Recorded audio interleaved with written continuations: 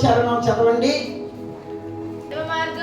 జీవ మార్గమును నీవు నాకు తెలియజేసేదవు, నీ సన్నిధిని సంపూర్ణ సంతోషము కలదు, నీ కుడి చేతిలో నిత్యము సుఖములో కలవు. దేవుని సన్నిధికి వచ్చాం కదా, నీ సన్నిధిని సంపూర్ణ సంతోషము కలదు, నీ కుడి చేతిలో నిత్యము సుఖములు కలవు. దేవుని సన్నిధిలో సంపూర్ణమైన సంతోషం ఉంటుంది. దేవుని కుడి చేతిలో నిత్యము సుఖములు ఉన్నాయి.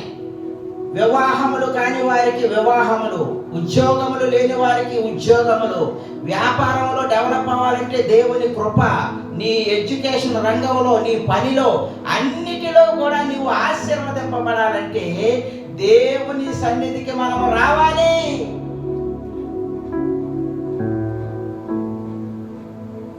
దేవుని సన్నిధికి మనం వచ్చినప్పుడు మన పాపాలు క్షమింపబడతాయి.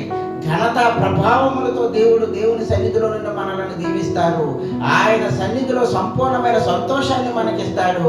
ఆయన కుడి చేతిలో ఉన్న సుఖములను, మంచి ఆహారం తిన్నామంటే అది ఒక సుఖం, మంచి వస్త్రాలు ధరించుకున్నామంటే అది ఒక సుఖం, ఒక బండి కొనుక్కున్నామంటే అది ఒక సుఖం. దేవుడి దగ్గర అనేకమైన ఆశీర్వాదాలు ఉన్నాయి. అటువంటి కృపతో దేవుని సన్నిధిలో మనలను, మన కుటుంబాలను ఉంచి దీవించి ఆశీర్వదించునుగాక.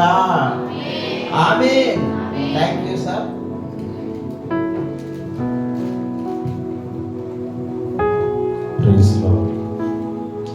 దేవునికి స్తోత్రం. దేవుడు ఘనత ప్రభావములను, ఆరోగ్యమును, శక్తిని నీ ఇంటిని, నీ కుటుంబాన్ని దీవించునుగాక.